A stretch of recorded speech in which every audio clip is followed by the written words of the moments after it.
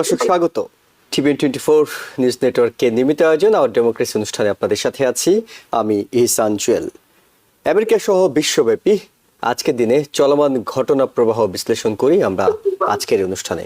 আমাদের সাথে আমরা অতিথি হিসেবে যুক্ত করছি সিনিয়র সাংবাদিক ও রাজনৈতিক বিশ্লেষক সৈয়দ মাহমুদুল্লাহ এবং ইন্ডিয়ানার সেন্ট মেরি কলেজের শিক্ষক ডক্টর মোহাম্মদ আলাউদ্দিন।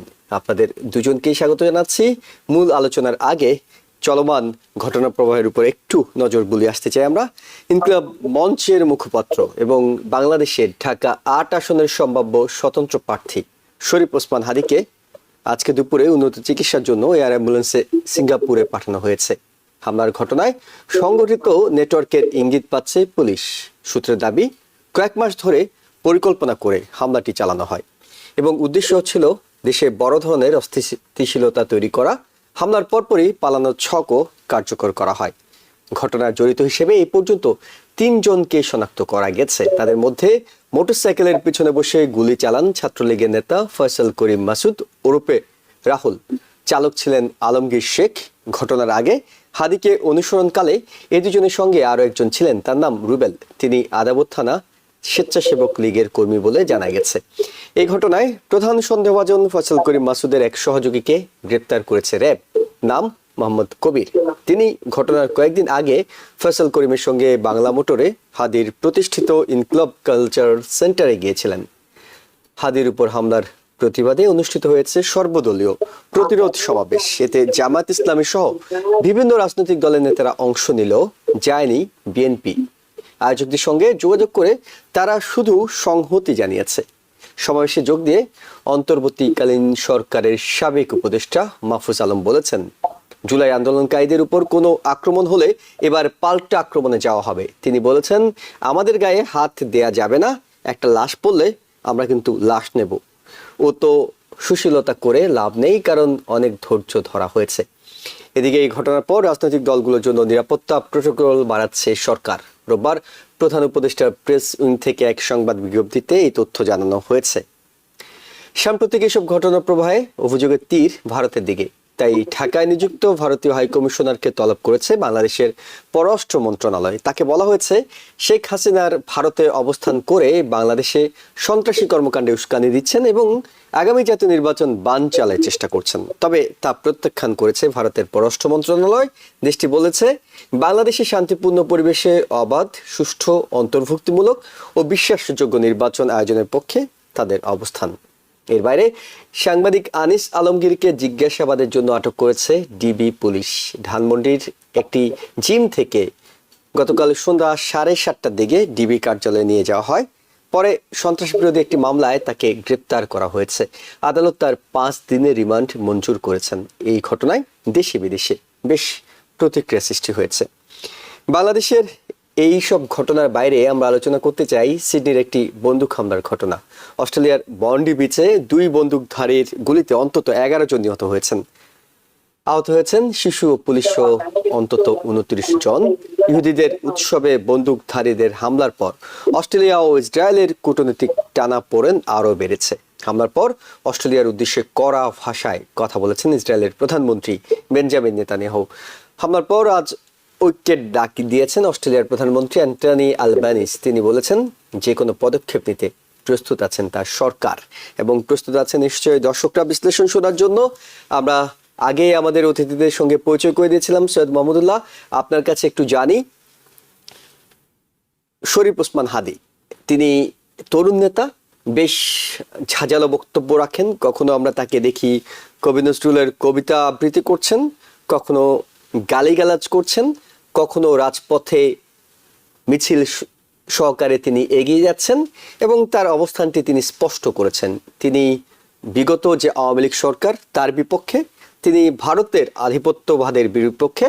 কিন্তু সবচেয়ে বড় যে বিষয়টি, এখন তিনি আলোচনার কেন্দ্রে আছেন, কারণ তাকে হত্যার উদ্দেশ্যে গুলি করা হয়েছে এবং তার অবস্থা খুবই আশঙ্কাজনক। পুরো বাংলাদেশের রাজনৈতিক ঘটনা প্রবাহ এখন এই কেন্দ্রিক আলোচনা হচ্ছে যে তফসিল ঘোষণা করা হয়েছে।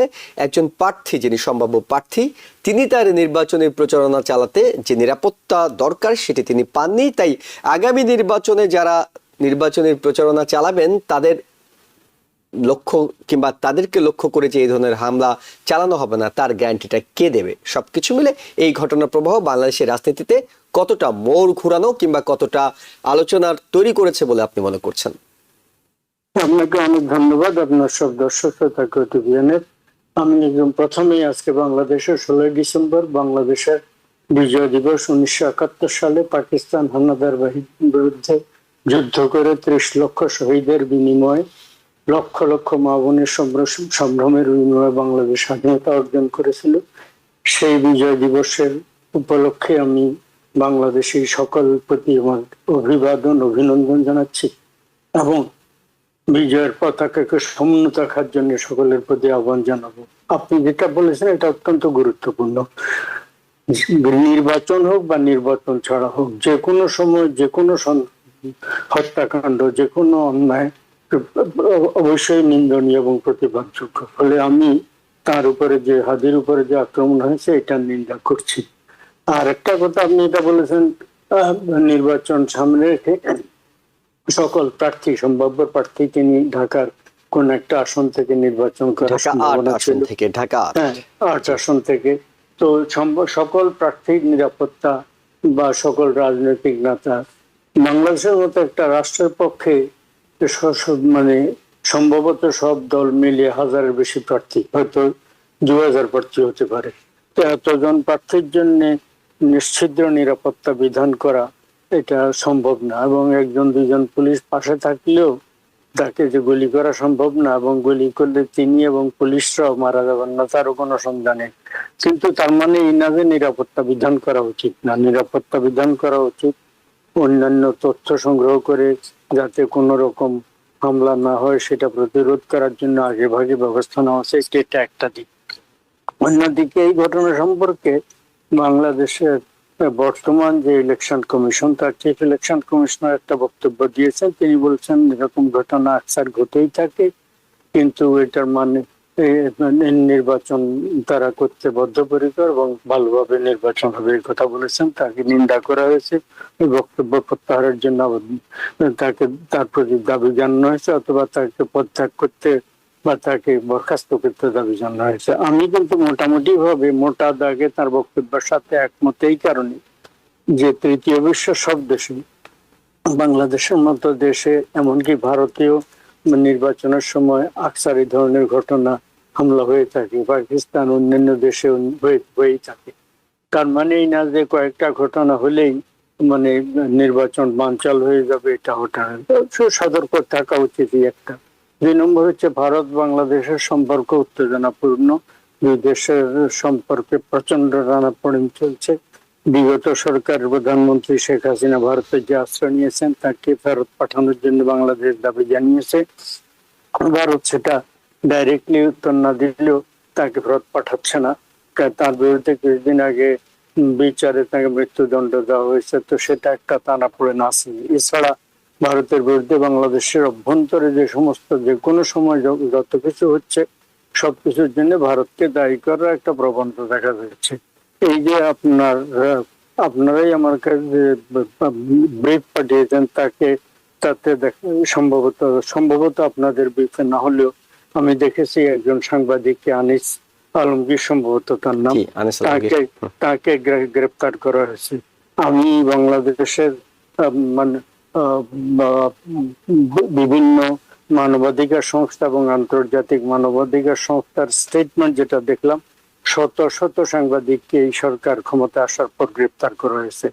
ডক্টর ইউনূস ক্ষমতা নেওয়ার কিছুদিনের মধ্যে জাতির উদ্দেশ্যে যে ভাষণ দিয়েছিলেন, তা তিনি স্পষ্টত বলেছিলেন আপনার মন খুলে কথা বলুন। কিন্তু এবং বিগত সরকারকে স্বৈরাচারী বলা হচ্ছে, তাদের অনেক কিছু। কিন্তু এই সরকার আমলে হাজারে হাজারে লাখে লাখে হত্যা মামলা দিয়ে রাখা হয়েছে, এবং তাদের বিরুদ্ধে অনেকের বিরুদ্ধে 99 জনের বিরুদ্ধে এখনো আদালতে মামলাই তোলা হয়নি, মামলার তথ্য ইত্যাদি তোলা হয়নি। এই একটা দিক। ফলে বিনা বিচারে আটক এবং ভুয়া অভিযোগে একটা দিক আছে, হত্যা মামলা।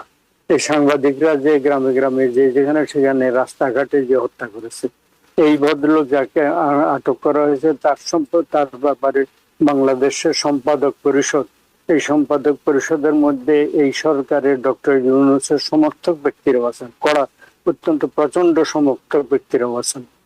তারা সহ এরা জয়েন্টলি যে স্টেটমেন্ট দিয়েছে, সরকারের এই সাংবাদিক আনিসের গ্রেপ্তার নিন্দা করেছেন এবং এইভাবে শত শত সাংবাদিককে গ্রেপ্তার করা, অনেককে গ্রেপ্তার করে তাদেরকে এই সাংবাদিকের দৌড় যেটা দেখাচ্ছে, তিনি এই সরকারের সমালোচনা করেছিলেন।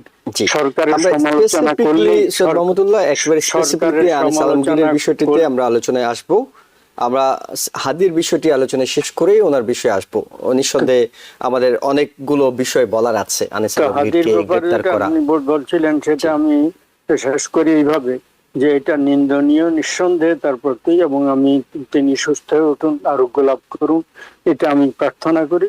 কিন্তু সমস্ত কিছুকে মানে যে কোনো কিছু হলেই সেটার পেছনে চক্রান্ত নাও থাকতে পারে, এবং যে লোকগুলোকে গ্রেপ্তার করেছে আমার মনে হচ্ছে এরা অপরাধী নাও থাকতে পারে। এর আগের সরকার আমলে, তার আগের সরকার আমলে আমরা দেখেছি অনেক সময় একটা হত্যা হলো, নিরীহ লোককে গ্রেপ্তার করে তাকে টর্চার করা হচ্ছে ইত্যাদি, এবং তার থেকে স্বীকারোক্তি আদায় করা হচ্ছে।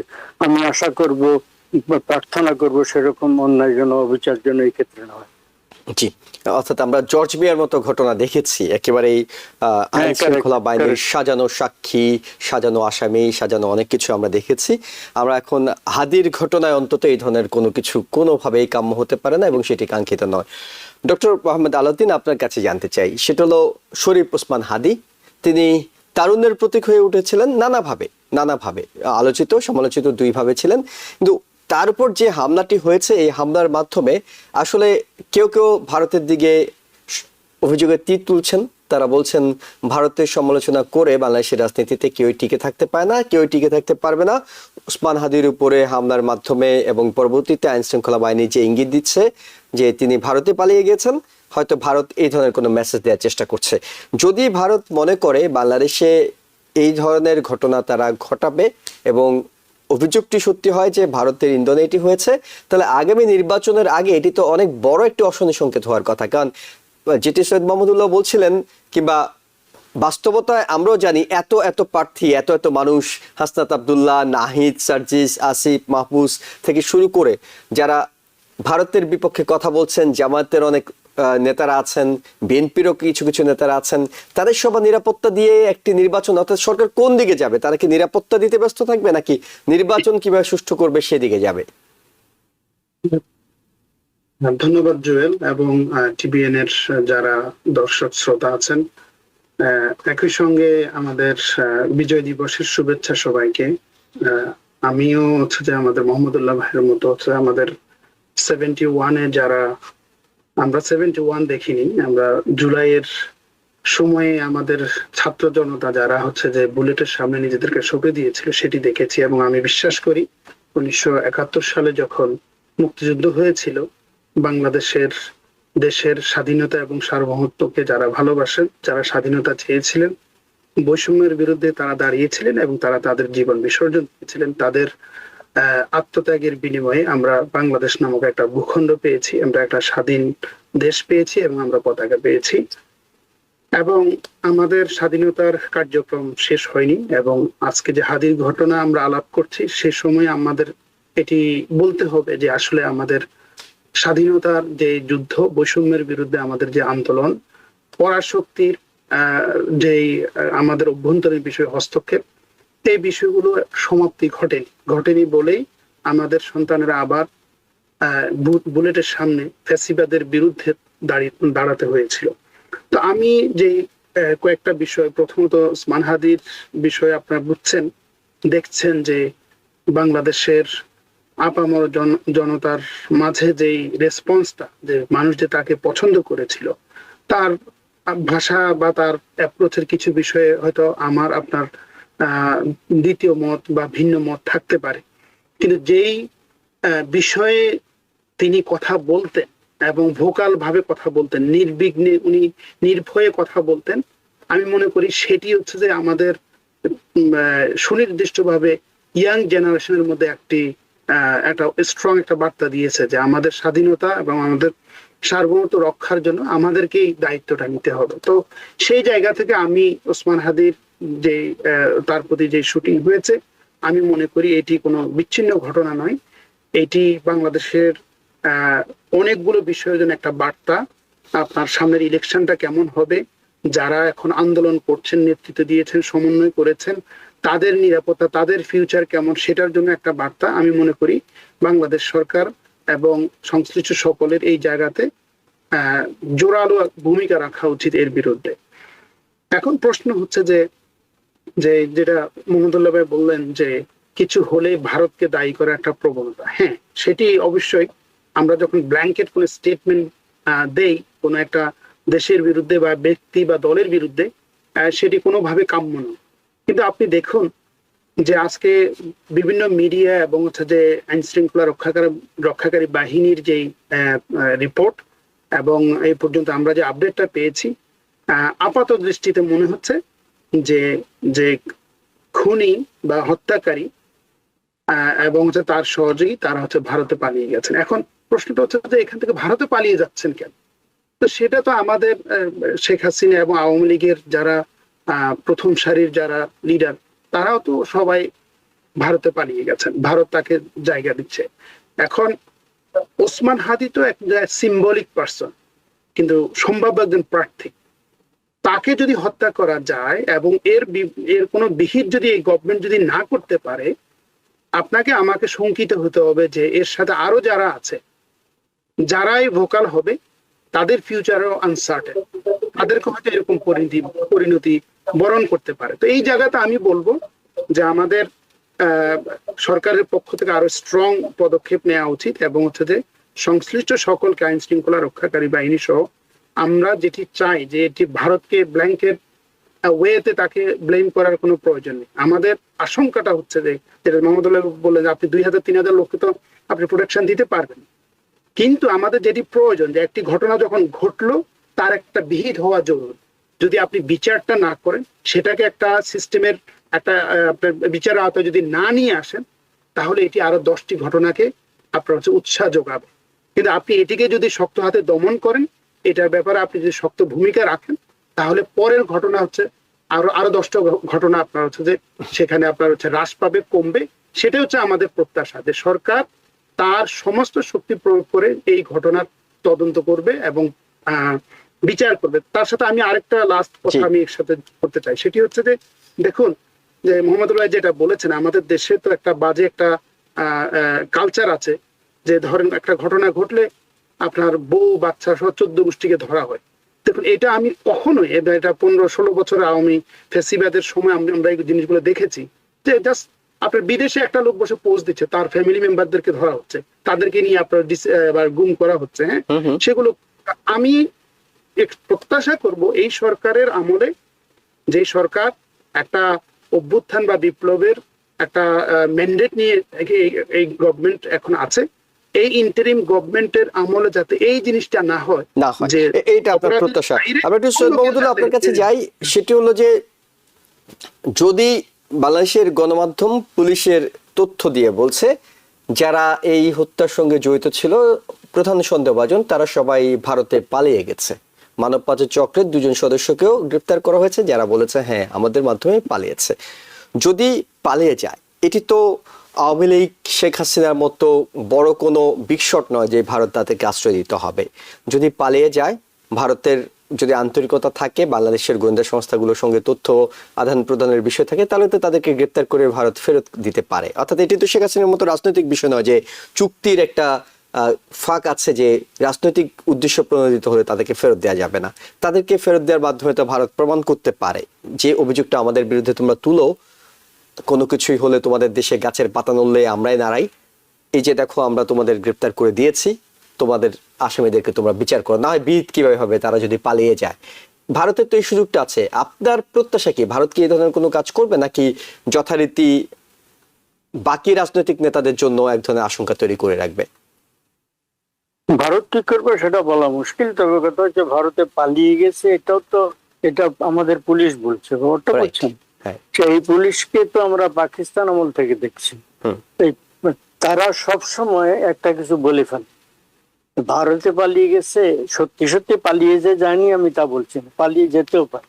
ওকে, গেলে বা আপনার সাথে আমি একমত যে ভারত সেটাকে প্রত্যর্পণ করে তার সদিচ্ছা শুভেচ্ছা প্রমাণ করতে পারে যে তারা এদেরকে আশ্রয় দেবে না। কিন্তু এইটাই আমাদের আনফর্চুনেট, দুঃখজনক টেন্ডেন্সি যে হচ্ছে এই যে বেলুচিস্তানে গত 50 বছরে যে 1 লক্ষ লোক মেরে ফেলেছে, সবসময় তাদের আন্দোলনকারীদেরকে বিচ্ছিন্নতাবাদী হিসেবে ডিক্লেয়ার করা হচ্ছে। এখনো পর্যন্ত সেখানে অত্যাচার চালাচ্ছে পাকিস্তানের সামরিক বাহিনী। তো এখন এই সবসময় এই টেন্ডেন্সি আমরা ওই ঐতিহ্য পেয়েছি। তো এখন আমি আশা করব ভারতের যদি সত্যি গিয়ে থাকে তারা এটা ফেরত পাঠাবে, এটা আমি আশা করব। করবে কিনা আমি এটা জানি না। তেমনি ভাবে আরেকটা কথা আমাদের উল্লেখ করতে হবে যে এই যে কয়েকদিন আমরা কে দেখলাম, গোলাম আজমকে কি ডিক্লেয়ার করেছে, স্বর্ণ সন্তান এরকম ডিক্লেয়ার করেছে। ঢাকা ইউনিভার্সিটিতে তাদের বিরুদ্ধে, কাদের মোল্লার বিরুদ্ধে যে সমস্ত ইমেজ তারা রেখেছিল সেগুলা তারা মুছে ফেলেছে পাকিস্তানের সহযোগী হিসাবে। চট্টগ্রাম ইউনিভার্সিটির উপাচার্য বলছেন যে 71-এ বুদ্ধিজীবী যেগুলা নিধন হয়েছে এগুলা ভুয়া কথা, ওরা করেনি, ভারত করেছে। এই দেখুন এখানে আবার ভারত, অথচ বাংলাদেশে একেবারে অকাট্য কোন রকম সন্দেহাতীত অসংখ্য প্রমাণ আছে যে এই জামাতিরা আল বদরের লোকরা এদেরকে হত্যা করেছে, সন্দেহাতীত প্রমাণ আছে। তা সে একজন উপাচার্য এটা বলছেন।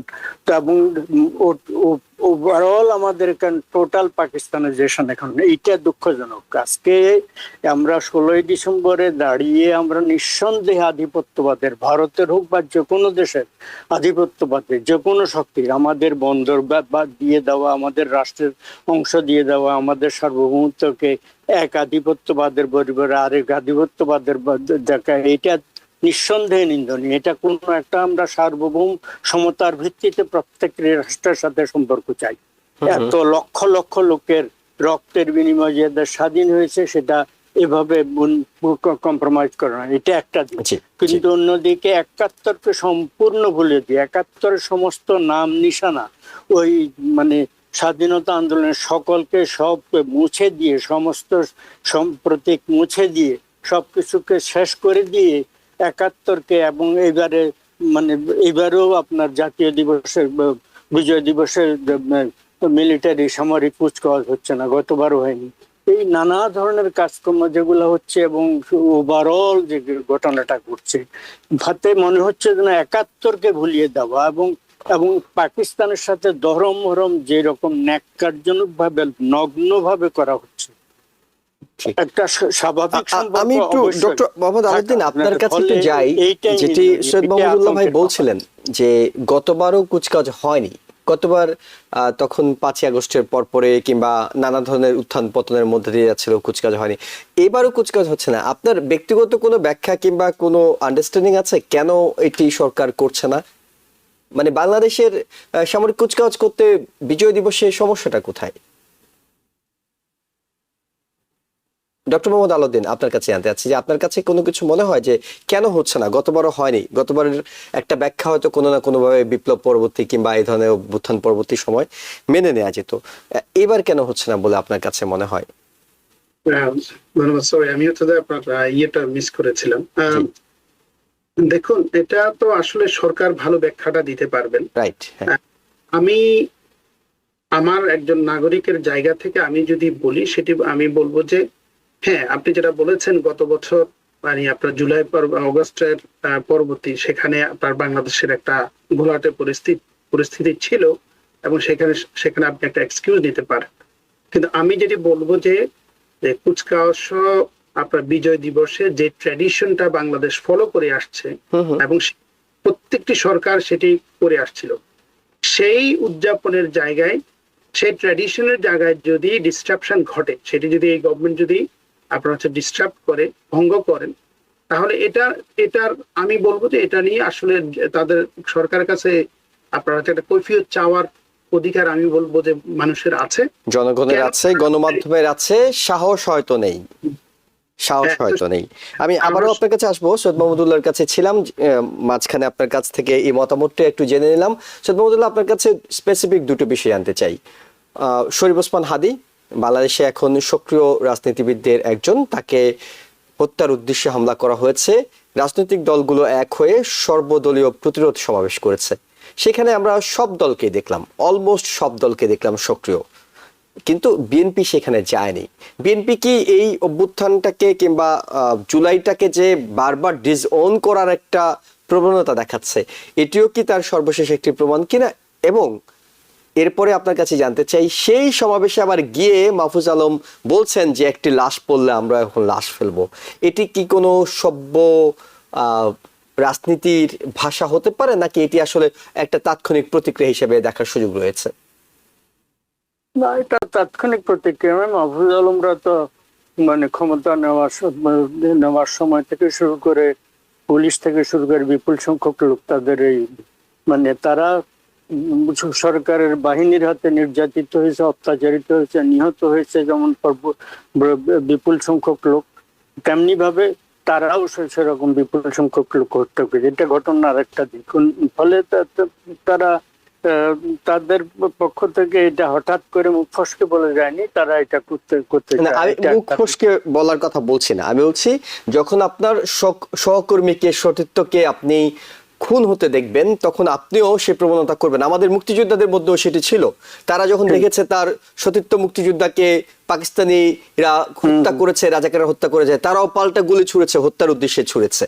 সেটা বিপ্লবে হতে পারে, সেটা আমি তাৎক্ষণিক প্রতিক্রিয়া না, আমি প্রতিক্রিয়া হিসেবে, নাকি আসলে এই ধরনের ভাষায় এখন কথা বলা উচিত না, কোনটি আসলে মনে হয় আপনার কাছে? না, এটা আমার মনে হয় এভাবে কথা বললে এটা আরো উত্তেজনা বাড়াবে, আরো মানে পরিস্থিতিকে হয়তো, যাই হোক সেটা তারা হ্যান্ডেল করবেন। অন্যদিকে আপনি আরেকটা প্রশ্ন করেছিলেন, সেটা কি প্রশ্ন করেছিলেন? সেটা বলেছিলাম যে বিএনপি যায়নি এই সর্বদলীয় প্রতিরোধ সমাবেশে, তারা জুলাইকে ডিজোন করছে নানা সময়। না, বিএনপি জুলাইকে ডিজোন করেনি, কারণ বিএনপি এটা সম্ভবত সবচেয়ে গ্রেটেস্ট বেনিফিশিয়ারি। ওই যারাই হোক না কেন, ওই ছাত্র একটা আন্দোলন, ছাত্র একটা দল করেছে, এনসিপি করেছে, এবং সেকেন্ড মোস্ট ইম্পর্টেন্ট সম্ভবত গ্রেটেস্ট সাবসিকুয়েন্টলি হবে আপনার বেনিফিশিয়ারি জামাত ইসলামী। যাই হোক, আপাত দৃষ্টিতে এই কয়েকদিন আগে আপনার আমরা সবাই দেখলাম প্রথম আলো যে জনমত জরিপ করেছে, ডিটেইল জনমত, তাদের মানে জামাত থেকে বিএনপি প্রায় 15-20 ভাগ এগিয়ে আছে, 2.5% এগিয়ে আছে, 2.5%, প্রায় 67-24 এই ধরনের পার্থক্য। এটা বিপুল সংখ্যা, তাই না? তো ফলে সেখানে বিএনপি ক্ষমতায় যাবে অলমোস্ট নির্ধারিত, কিন্তু জামাতও বিপুল সংখ্যক আসন পাওয়ার সম্ভাবনা আছে, এটা একটা দিক। এই বিএনপি, ফলে বিএনপি এই আন্দোলনকে ডিজোন করেনি, তারা স্ট্র্যাটেজির দিক থেকে কোন কোন ব্যাপারে তারা হয়তো ভিন্ন অবস্থান নিয়েছে। এই ক্ষেত্রে আমার ধারণা মনে হচ্ছে তারা ক্ষমতায় গেলে, এই একটা জায়গায় যদি আমরা বলি যে হাদির উপর আক্রমণ হয়েছে, সেখানে বিএনপির ভিন্ন অবস্থান নেওয়ার সুযোগটা কোথায়? ভিন্ন অবস্থান একটা আপনার, আমার মনে হয় ভিন্ন অবস্থান না, তারা সংহতি প্রকাশ করেছে। হ্যাঁ, সংহতি আপনি করতে পারেন, এটা তো, কিন্তু সেখানে যায়নি অন্য কারণ, সেটা হচ্ছে শুনুন, মানে রিয়েলিটি তারা ক্ষমতায় গেলে ভারতের সাথে তাদেরকে ইকুয়েশনে যেতে হবে, প্রতিবেশী চেঞ্জ করা যায় না, ব্যাপারটা বুঝছেন? তো যদি হাদির সমাবেশে যেত তাহলে কি ভারত রাগ করতো? না না, তা না, এরা ভারত রাগ করতো না, এটা ভারত বিরোধী সমাবেশটা কি হাদির উপর হত্যা না, পুরো জিনিসটা এমন ভাবে অর্গানাইজ করা হয়েছে ডাইরেক্টলি ভারতের উপরে দোষারোপ করা হচ্ছে, ফলে তারা এটাতে সংশ্লিষ্ট সম্ভবত এই কারণে হতে চায়নি। তো তারা ক্ষমতায় গেলে ভারতের সাথে তো মোটামুটি সম্পর্ক মেনটেন করে, এর মানে এই না তারা ভারতের তাবেদার হবে, নিশ্চয়ই না, কেউ আশাও করে না কোন রাষ্ট্রের কেউ তাবেদার হোক, কিন্তু মোটামুটি তাদেরকে তো ব্যালেন্স মেনটেন করে, সম্পর্ক মেনটেন করে ক্ষমতায় থাকতে হবে। সেই কারণে সম্ভবত, সে কারণে আমি তো তাদের মাইন্ড রিড করতে পারি না, আমরা বিশ্লেষণ করতে পারি, আমরা প্রকৃত কারণ বলতে পারবো না। আমার মনে হয় সেটাই প্রধান, সম্ভবত একমাত্র কারণ। ওকে, ডক্টর মোহাম্মদ আলাউদ্দিন, আপনার কাছে জানি দুটো প্রশ্ন, যে দুটো করেছিলাম সৈয়দ মাহমুদুল্লাহ ভাইকে, আপনার কাছে একই প্রশ্ন করতে চাই। মাহফুজ আলমের এই ভাষা কতটা বিপ্লবী ভাষা, কতটা আক্রমণ কিংবা সভ্য রাজনীতির ভাষার বাইরে? আমরা এর আগে শেখ হাসিনাকে বলতে শুনেছিলাম, একটা লাশ পড়লে 10টা লাশ পড়বে, লালদিঘি ময়দানে দাঁড়িয়ে বলেছিলেন তোমরা কি শাড়ি চুরি পরো, তোমরা কেন লাশ ফেলতে পারো না, এই ধরনের রাজনীতির ভাষা আমরা শুনেছিলাম। সেই ভাষায় মাহফুজ আলমরা এখন কথা বলবে, সেটা নিশ্চয়ই কারো প্রত্যাশা নয়। দ্বিতীয় যে বিষয়টি সেটা হলো বিএনপি কি নানাভাবে বোঝানোর চেষ্টা করছে যে তারা এই জুলাইকে একটু সাইড লাইনে রাখতে চায়। তারা চায় যে জুলাই নিয়ে এত বেশি কথা বলার কিছু নাই, আমরা ক্ষমতা যাওয়ার জন্য প্রস্তুত, আমরা যাবো, তারপর আমরা ঠিক করব কোনটাকে আমরা নেব, আমরা কি 71 নেব, জুলাইকে নেব, নাকি 7ই নভেম্বরকে নেব, কোনটি আমাদের মেইন দিবস হবে সেটি আমরা পরে ঠিক করে নেব, আগে ক্ষমতাটা যাই। কি মনে হয় আপনার কাছে? প্রথমত হচ্ছে দেখুন, মাহফুজ আলম, তারপরে হচ্ছে আপনার হাসনাত আব্দুল্লাহ এবং সার্জিস সহ সবাই সেখানে বক্তব্য দিয়েছেন, এবং একটা বিষয় ক্লিয়ারলি স্পষ্ট যে আপনার তাদের কষ্টের জায়গাটা আমাদের অস্বীকার করার সুযোগ নেই। এবং এটি তো আসলে স্বাভাবিক ঘটনা না, কারণ হচ্ছে যে ওসমান হাদি তিনি হচ্ছে জুলাই মুভমেন্টের অন্যতম সংগঠক, এবং হচ্ছে তিনি তার অনেকগুলো ভিডিও আছে, এবং সেই ভিডিওগুলোতে আপনি দেখেন যে তিনি কিভাবে কথা বলতেন, এবং তিনি যে একটা ইন্সপিরেশন ছিলেন ইয়াংদের ভেতরে, সেটির ব্যাপারে কোনো সন্দেহ নাই। তো আমি বলবো যে তাদের কষ্টের জায়গাটাতে আমি কোনোভাবে মানে হচ্ছে যে ডিনাই করার সুযোগ নেই, এবং সেটি স্বীকার করতে হবে। তবে যেই কথাটা উনি বলছেন যে মানে লাশ, আমরাও লাশ নেব, এই যে মাহফুজের যে বক্তব্যটা, এটা দুটো দিক আমি দুভাবে ব্যাখ্যা করা যায়। একটা হচ্ছে এটাকে আমি স্রেফ একটা পলিটিক্যাল রেটরিক বলবো, যে আমরা যখন দেখি পলিটিশিয়ানরা কথা বলেন, যখন তারা মাইকের সামনে দাঁড়ান, তারা অনেক কিছু ভুলে যান, যা হচ্ছে যে তাদের ইমোশনাল আউটবাস্ট ঘটে।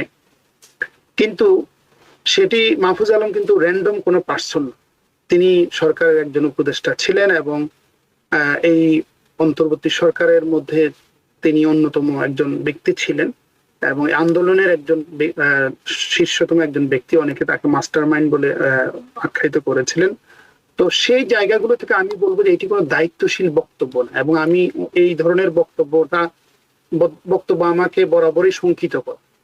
আমি মনে করি যে হ্যাঁ, তাদের কষ্টের জায়গাটা আছে, বাট আপনাকে আবার দায়িত্বশীল কথাও বলতে হবে, কারণ আপনারা যে দায়িত্ব পালন করেছেন, এবং ভবিষ্যৎ বাংলাদেশে আপনারা যে নেতৃত্বের স্বপ্ন আপনারা ইয়াংদেরকে বলছেন, সেই নেতৃত্বের স্বপ্নটা আপনি যেভাবে বিহেভ করবেন তার উপরে তো অনেক কিছু নির্ভর করে। তো সেখানে ওটা রিফ্লেক্ট হইতে হবে।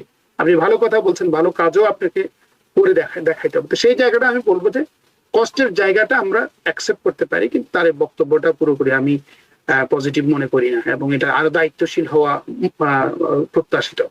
দ্বিতীয়ত যে প্রশ্নটি করেছেন যে বিএনপির, সেটা আমি কিছুটা আপনার সাথে আপনার কনসার্নের সাথে আমি একমত কিছুটা। সেটি হচ্ছে যে শুরু থেকে আপনার হচ্ছে যে বিএনপি আপনার জুলাইয়ের মুভমেন্ট বা জুলাইয়ের সাথে সংশ্লিষ্ট ব্যক্তি এবং এর পরবর্তীতে যে গঠিত যে পার্টি, তার সাথে একটা দূরত্ব বজায় রাখার একটা প্রবণতা আছে। মোহাম্মদুল্লাহ ভাই যেটা বলেছেন যে দি লার্জেস্ট বেনিফিশিয়ারি হচ্ছে যে বিএনপি, কোনো সন্দেহ নাই। কিন্তু আমি বলবো যে আসলে বিএনপির হয়তো ক্যালকুলেশনটা এরকম ছিল যে মানে জুলাই পরবর্তী ছাত্ররা তাদের জীবন দিয়ে তারা হচ্ছে যে একটা গভর্নমেন্টকে নামিয়ে দিয়েছে, এবং তারপরে তারা হচ্ছে যেহেতু বাংলাদেশে একমাত্র মানে রিমেইনিং লার্জেস্ট পার্টি, তারা খুব সহজে আপনার একটা ইলেকশন হবে, ক্ষমতায় চলে যাবেন, হয়তো তারা এই ক্যালকুলেশনটা করেছেন। কিন্তু আসলে বাংলাদেশের যে প্রেক্ষাপট, বাংলাদেশের যে পলিটিক্যাল ময়দান, এখানে যে একটা পরিবর্তনের একটা মানে হচ্ছে যে একটা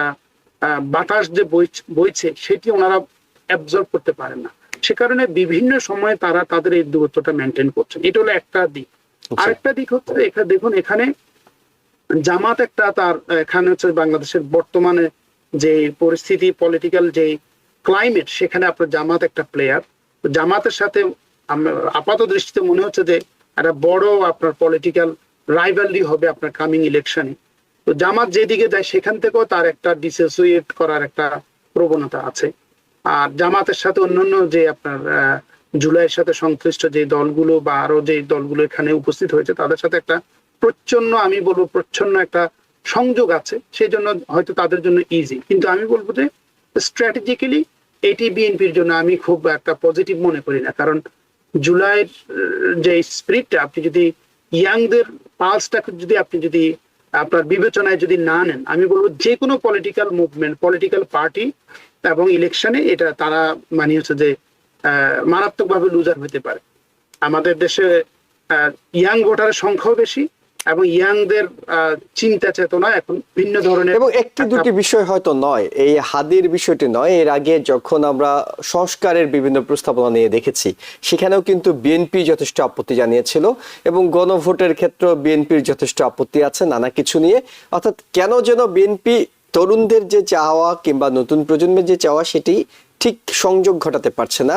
তারেক রহমানের বক্তব্যে সবসময় মনে হয় যে তিনি বুঝতে পারছেন, কিন্তু দলের কাজের জায়গায় আবার সেটি মনে হয় না। জি বলেন। আমি জাস্ট একটা জিনিস একটু যোগ করতে চাই, সেটা হচ্ছে দেখুন বিএনপি জন্য আপনার হচ্ছে যে বিষয়গুলো এত সহজ না। কি কারণে? কারণ বিএনপি আওয়ামী লীগের যে রাজনীতির যে ধরন এবং ধারা, সেটার মধ্যে তো আসলে খুব একটা যে পার্থক্য আছে বিষয়টা তা না। আপনি যদি মোটা দাগে দেখেন যে তারা কিভাবে পার্টি পরিচালনা করে এবং পার্টি বুঝতে পেরেছি। অর্থাৎ যেই টাইপের দল মানে বিএনপি আওয়ামী লীগ কিংবা তারা হয়তো এই বিষয়গুলোর সঙ্গে নিজেদেরকে ওইভাবে কানেক্ট করে নিতে কিংবা মিলিয়ে নিতে একটু সমস্যা হচ্ছে। আমি সময় শেষের দিকে সৈয়দ মাহমুদুল্লাহ আপনার কাছে যেতে চাই, কারণ আপনি শুরুতে আনিস আলমগীরের বিষয়টি আমরা আলোচনা করছিলাম, তখন আমরা বলেছিলাম যে আমরা এটি নিয়ে আলোচনা করব। আপনিও বলছিলেন যে প্রফেসর ডক্টর মোহাম্মদ ইউনূস বলেছেন যে মন খুলে সমালোচনা করুন, কিন্তু তিনি তো এইটা বলেননি যে আপনি মন খুলে সমালোচনা করবেন, আমি মন খুলে অ্যারেস্ট করব না। সেই কথা তো নিশ্চয়ই আপনাকে দেননি। এখন সমালোচনা যারাই করতে যাচ্ছে মন খুলে তো দূরের কথা, সামান্যটুকু সমালোচনা করলে, এর আগে আমরা সাংবাদিক মঞ্জুর আলম পান্নাকে অ্যারেস্ট করতে দেখেছি, আনিস আলমগীরকে অ্যারেস্ট করতে দেখেছি, এদেরকে নতুন করে ট্যাগ দেওয়া হচ্ছে। আগে যারা ট্যাগিং করা ছিল তারা তো সবাই গ্রেপ্তার কিংবা দেশ ছেড়ে পালিয়েছেন, সাংবাদিকদের কথাই বলছি। নতুন করেও যারা কথা বলছেন সামান্য কথা এবং যুক্তিতে দুর্বল কথা, এমন নয় যে তারা খুব নোংরা ভাষায় কথা বলেন, তারা খুব মেরে ফেলবো খেয়ে ফেলবো এই ধরনের কথা বলেন। তারা নিজস্ব মতামতগুলো সেখানে জানান, তাদেরকে টকশোয়ে ডাকা হয়, তারা নিজস্ব ফেসবুকে মতামতগুলো জানাচ্ছেন। এটুকু সমালোচনা সহ্য না করতে পেরে একেবারে রাষ্ট্র সন্ত্রাস বিরোধী আইনে মামলা, মানে এই বিষয়টি আসলে বাংলাদেশ তাহলে কি পেলেন, মানে পেলামটা কি আসলে, মতামতই যদি না রাখা যায়? আমি তো পজিটিভ কিছু দেখছি না। কারণ গত সরকারকে যদি তাদের অন্যান্য ডেমোক্রেসিকে সংকুচিত করা, নির্বাচনে কারচুপি করা, তারপর গুম খুন, এইটা বাদ দিলে আপনি যদি গণতন্ত্রকে জেনারেল সংকুচিত করার কথা বলা হয়, বাক স্বাধীনতাকে সংকুচিত করার, সেই দিকটাকে যদি সমালোচনা করে, তাতে আমি কোনো তারতম্য দেখছি না। বরং আমি এই আমলের পরিস্থিতিকে আরো ভয়ঙ্কর মনে হচ্ছে। এবং এটা যদি এই ট্রেন্ড থাকে এবং আগামীতে যারা ক্ষমতা যাবেন তারা যদি এটাই ফলো করেন, তাহলে আমাদের জন্য অত্যন্ত দুর্ভাগ্যের ব্যাপার আছে দেশের জন্য। এই একটা দিক। অন্যদিকে হচ্ছে যে শেষ পর্যন্ত মানে বাংলাদেশে স্থিরতা হবে না, শান্তি আসবে না যদি জনগণকে তার অধিকার না দেওয়া হয়, বাক স্বাধীনতা না দেওয়া হয়। এবং এই যে পরিবারতন্ত্র, দলতন্ত্র, গণতন্ত্রহীন দল, নিজের দলে গণতন্ত্র চর্চা নাই, মানে ইলেক্টেড সিলেক্টেড নেতৃত্ব ইত্যাদি, অথচ আমরা গণতন্ত্র কায়েম করে দেবো এই সমস্ত কথা বলে আমরা ক্ষমতায় গেলাম, পরবর্তীতে আমি আমার স্ত্রীকে বা সন্তানকে বা নাতনিকে ক্ষমতায় বসিয়ে দেবে, এই ধরনের টেন্ডেন্সি নিয়ে আমরা যাচ্ছি। তাহলে at the end of the day আমি তো মানে বা কোনো আলোক দেখছি না। বরং আমি যেটা আলোক দেখি সেটা হচ্ছে ৭১-এর অন্তরাত্মা আবার পুনর্জাগরিত হবে। এবং ৭১ কেবলমাত্র বাংলাদেশকে স্বাধীন করা তা না, সেইটা হচ্ছে যে গণতন্ত্র যারা সংকুচিত করেছেন তারা ক্ষতিগ্রস্ত হয়েছেন, নিজেরা নিজেদের পায়ে কুড়াল মেরেছেন। At the end of the day এই আরো দুই একবার হয়তো অভ্যুত্থান হবে, বিপ্লব হবে, কিন্তু বাংলাদেশের লোক আমার ধারণা শেষ পর্যন্ত বাংলাদেশের গণতন্ত্রের পথে এগিয়ে চলবে। এই স্বৈরাচারী সব টেন্ডেন্সি এবং যারা স্বৈরাচারী টেন্ডেন্সি দেখাচ্ছেন আগের হোক এখন, এরা ইতিহাসের রাস্তা করে নিক্ষিপ্ত হবে। জি, ডক্টর মোহাম্মদ আলাউদ্দিন, একেবারেই মানে বাংলাদেশে আপনি সাংবাদিকতা পড়েছেন, আমি সাংবাদিকতা পড়েছি, আমরা সাংবাদিকতা করেছি, আপনি এইখানে আমেরিকাতে সাংবাদিকতা পড়াচ্ছেন। আমি একটু একাডেমিক ইম্প্যাক্টের জায়গা থেকে বরং আপনার কাছে জিজ্ঞেস করি না কেন, সেটা হলো যে খুব ক্ষুদ্র একজন মানুষকে যখন আপনি বড় পরিসরে গ্রেপ্তার করে ফেলেন এবং গ্রেপ্তার করে তাকে রিমান্ডে নিয়ে যান, তার বিরুদ্ধে সন্ত্রাস বিরোধী মামলার মতো মামলা দিতে থাকেন, এই সাংবাদিকতা এটি যে শুধুমাত্র বাংলাদেশের বাউন্ডারিতে এই ঘটনাটি থাকে না, এটি বিশ্বব্যাপী ছড়িয়ে পড়ে, বিশ্বের বিভিন্ন সংস্থাগুলো অবজার্ভ করে, তারা বিবৃতি দেয়, এবং পরবর্তীতে স্বাধীন সাংবাদিকতা, স্বাধীন মত প্রকাশ, এই বিষয়গুলো একটা জায়গায় গিয়ে ওই দেশটাকে কতটা বিপাকে ফেলে, এই অভিজ্ঞতা আপনার, আমার, সৈয়দ মাহমুদুল্লাহ ভাইয়ের, আমাদের সবার আছে। কিন্তু যারা সরকার চালাচ্ছে, বাংলাদেশ সরকার যারা চালাচ্ছে, আসলে মানে আমি ঠিক মানে তাদেরকে বেকুব শব্দটা তাদের সাথে ইউজ করব না, কিন্তু এতটা ইমেচুরিটি নিয়ে তারা সরকার কিভাবে চালান আমি তো সেটাও বুঝি না, যে কেন একজন সাংবাদিককে এই ধরনের গ্রেপ্তার করে প্রকাশ্যে মত প্রকাশের যে স্ট্যান্ডার্ড আছে, যে রেটিং আছে, সেখানে দেশটাকে কেন এইভাবে বিপাকে ফেলে দেওয়া হয়? নাকি আসলেই বাংলাদেশ এমনই ঘটছে যে বাংলাদেশে এখন কথাই বলা যাচ্ছে না, এটি আসলে সত্যি? প্রথমত দেখুন, আমি মানে হচ্ছে যে কমপ্লিটলি আমি হচ্ছে যে হতাশাবাদী চিন্তার মধ্যে আমি নই। আমি মনে করি বাংলাদেশে এটি প্রথমত আপনাকে বুঝতে হবে যে এটা একটা মানে অন্তর্বর্তীকালীন সরকার, এটা পলিটিক্যালি ইলেক্টেড কোনো গভর্নমেন্ট না। সেখানে অনেকগুলো বিষয়ে আপনার হচ্ছে আমরা সমালোচনা করছি এবং এই গভর্নমেন্টের পারফরমেন্সের নানা ধরনের দুর্বলতা আছে এবং সেগুলো নিয়ে সমালোচনা করা হচ্ছে এবং মানুষ কথা বলার সুযোগ আছে, করছে। কিন্তু আপনি যে এক্সাম্পলটা নিয়ে আসছেন, আনিস আলমগীরকে গ্রেপ্তার করা এবং তার সাথে আরো কয়েকজনের নামে মামলা করা, দেখুন আমি এটা মনে করি না যে ধরেন কোন নাগরিক, তিনি সাংবাদিক হন, শিক্ষক হন, অথবা যে হন না কেন, তিনি যদি কোনো ক্রিমিনাল অফেন্সে এঙ্গেজড হন এবং তার একজন সাধারণ নাগরিকের মতো তাকেও আপনার হচ্ছে যে একটা বিচারের মুখোমুখি হইতে হবে, এটাই স্বাভাবিক। এটা আপনার আমেরিকাতে ফার্স্ট অ্যামেন্ডমেন্ট আছে, সে ফার্স্ট অ্যামেন্ডমেন্টের কতগুলো লিমিটেশন আছে। আপনি you can not incite to some imminent lawless actions, you can do that. আপনি আরেকজনের হচ্ছে যে আরেকজনকে স্ট্রেট ফরওয়ার্ড আপনি ডিফেম করতে পারবেন না। সো এখানে অনেকগুলো বিষয় আছে প্রোটেক্টেড। এখন আমাদের দেশে যে প্রবলেমটা সেটি হচ্ছে আমাদের তো আসলে কোনো কিছুই নেই। আসলে আমাদের কনস্টিটিউশন আছে, nobody cares about the constitution. আমাদের ল আছে, ল নিয়ে মানে হচ্ছে nobody enforce that law except বাজেভাবে। আমি বলবো যে আনিস আলমকে যেভাবে গ্রেপ্তার করে নিয়ে এরপরে মামলায় দেওয়া হয়েছে, দিস ইজ কমপ্লিটলি অ্যাবসার্ড। আপনি যদি দেখেন, আপনি একজন সাংবাদিককে আপনি গ্রেপ্তার করছেন, তিনি যেই হন না কেন, আপনাকে তো গ্রেফতার করার জন্য আপনি যে মামলাটা কেন পরে হইতে হবে? This is the absolutely nonsense. আপনি দেখেন যে আওয়ামী লীগের আমলে এরকম হাজার হাজার মামলা হয়েছে, ধরে নিয়ে পুলিশে তার মতো করে মামলা দিয়েছে, গুম খুন হয়েছে, যেগুলা নিয়ে এই আন্দোলনের পরে আমরা আজকে বাংলাদেশের অবস্থান করছি। কিন্তু এখন এই গভর্নমেন্টের আমলে আবার সিমিলার জিনিসের আপনার পুনরাবৃত্তি, এটা খুবই আপনার হচ্ছে একটা মানে শঙ্কার বিষয়। তা আপনি তাকে নিয়েছেন, তার বিরুদ্ধে যদি অভিযোগ থাকে, সে অভিযোগের আপনি হচ্ছে একটা আপনার বিচারিক একটা প্রক্রিয়া ফলো করে আপনি সেটি করবেন। সেটা আনিস আলমগীর হইতে হবে সেটি নয়, যে কোনো ব্যক্তির ব্যাপার। কিন্তু সেই প্রক্রিয়া আপনি নিজে কনক্লুড করবেন, নিজের মতো করে বানাবেন, সেটা দিয়ে তো আসলে আপনি যে কমিটমেন্টটা আপনি নিয়ে গভর্নমেন্টে বসে আছেন, সেই কমিটমেন্ট আপনি পালন করছেন। আর সবচেয়ে শঙ্কার বিষয় যে একজন একাডেমিক এবং ফরমার জার্নালিস্ট হিসেবে আমি বলবো সেটি হচ্ছে যে সাংবাদিকতার জায়গাগুলো খুবই স্পর্শকাতর। আপনি এখানে আপনাকে অনেক বেশি দায়িত্বশীল ভূমিকা রাখতে হয় আপনি, কারণ এটার সাথে সারা ওয়ার্ল্ড কানেক্টেড। এখন আপনি একটা ইলেকশন দিবেন, আপনি একটা বাক স্বাধীনতা আপনি প্রতিষ্ঠা করবেন, মানুষের জন্য একটা লেভেল প্লেইং ফিল্ড তৈরি করবেন। সেই ফিল্ডটা আপনি তৈরি করতে, এই পরিবেশটা আপনি তৈরি করার একদিকে কমিটমেন্ট দিবেন, আরেকদিকে তার কন্ট্রাডিক্টরি আপনি কাজ করবেন, সেটা সারা দুনিয়া দেখবে না, চোখ বন্ধ করে বসে থাকবে, বিষয়টি সেটি না। তো এই জন্য আমি আপনার সাথে একমত যে এটি বাংলাদেশের জন্য এই অন্তর্বর্তী সরকারের রেপুটেশন এবং তার যে কমিটমেন্ট, সেই কমিটমেন্টের জায়গাকে প্রশ্নবিদ্ধ করে, এতে কোনো সন্দেহ নাই। তবে আমি একটা আশঙ্কার কথা বলি, আমার এই কথাগুলো শেষ করবো। সেটি হচ্ছে যে দেখুন, আমি অনেকবার বলেছি যে আমাদের দেশের মিডিয়া তার যে রেসপন্সিবিলিটি, অ্যাকাউন্টেবিলিটির জায়গা থেকে সে পারফর্ম করে না।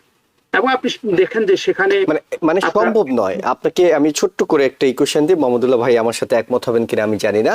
এই মুহূর্তে বাংলাদেশের কোনো মিডিয়ার পক্ষে সম্ভব নয় অন্তর্বর্তীকালীন সরকারের একটি অপরাধ তুলে ধরা, একটি দুর্নীতি তুলে ধরা। কারণ এর আগে 17 বছর আপনি এত বেশি চাটুকারিতা করেছেন, এত বেশি দুর্নীতি করেছেন, আপনি এখন কথা বলতে গেলেই আপনার দিকে আঙুল তুলে বলবে ওই যে শেখ হাসিনার দোসর কিংবা ওই যে ফেসিবাদের দোসর, উনি এখন আমাদের বিরুদ্ধে ষড়যন্ত্র করছেন। সো আপনার নৈতিক জায়গা যদি স্ট্যান্ডার্ড যদি ঠিক না থাকে, বাংলাদেশের একজন মিডিয়ার কর্তা ব্যক্তি বলতে পারবেন না যে তিনি তার স্ট্যান্ডার্ড ঠিক রেখে এখন কাজ করার মতো সাহস রাখেন।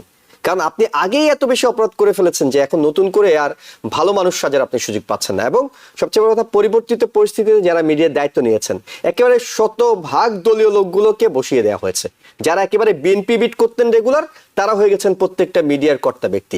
জাস্ট তাদের একমাত্র যোগ্যতা ছিল তারা বিএনপি বিটে কাজ করেছেন কিংবা জামাতের ঘনিষ্ঠ, যদিও বিএনপি বিটেরই বেশি এখানে আমরা এখন পর্যন্ত দেখছি। সো এই আশা আমরা করতে পারি না। এটা সহজ একটা বিশ্লেষণ দিলাম আপনাকে, একেবারে মানে মাঠের অভিজ্ঞতা থেকে এই বিশ্লেষণটা আমি দিয়েছি। এটি আপনার হচ্ছে যে বিশেষ করে আপনার একেবারে এই যে আমাদের যে সম্পাদক মন্ডলী যারা বিশেষ করে শেখ হাসিনার যে সংবাদ সম্মেলনগুলোতে কিভাবে তোষামোদি করতেন, আপনার ভিডিওগুলো অ্যাভেলেবেল আছে, দেখলে আপনি বুঝতে পারবেন যে আসলে সাংবাদিকতার কোনো নমুনার ভিতরে পড়ে না। আপনার মিনিমাম যে আপনার হচ্ছে যে একটা কমিটমেন্ট টু আপনার হচ্ছে যে ট্রুথ অ্যান্ড ফ্যাক্টস এবং loyalty to citizens completely absent in our media.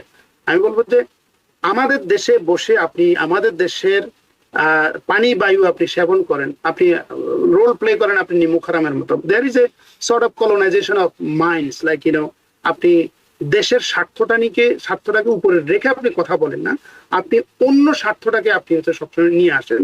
এবং এগুলো নিয়ে একাডেমিক আপনার হচ্ছে যে আলাপ আলোচনা হচ্ছে, আপনি এগুলা নিয়ে আপনার অনেক ধরনের এভিডেন্স আছে যে কিভাবে আমাদের মিডিয়া পাবলিকের সাথে। আমি একটা কথা সবসময় বলি যে আমাদের গণমাধ্যমে গণমানুষ নেই, এটা একেবারে অনেকটা ক্লিয়ার, এটা মানুষও জানে। আপনি যদি ট্রাস্টের জায়গা দেখেন, ক্রেডিবিলিটির জায়গা দেখেন যে মানুষ মিডিয়াকে কতটা ট্রাস্ট করে, আপনি দেখবেন এটা জিরোর কাতারে চলে, একদম জিরো লেভেলে চলে গেছে।